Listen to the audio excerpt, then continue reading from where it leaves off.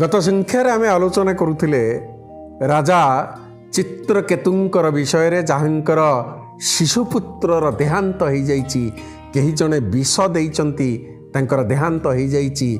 राजमहल भितरे राजप्रासाद भितरे शिशुपुत्रर शव पड़िछि। सबु गोटे शोकाकूल परिवेश रहिछि एवं राजा मने मने भावुचंती कहउचंती तांकर रानी को मध्य जे ऋषि अंगिरस जो कथा कहिथिले, हे राजन तुमर जो संतान जात हेब सी हर्ष और विषादर कारण हेब। ऋषि अंगिरस जानिथिले ये राजकुमार मोर संतान मोर पुत्र र मृत्यु निश्चित। तार जन्म बेले आम भितर हर्ष थिला, आनंद थिला, खुशी थिला, कारण जेतेबेले प्राप्ति हुए सेतेबेले आनंद आसे, अप्राप्ति होउछि दुख समस्तंक जीवन।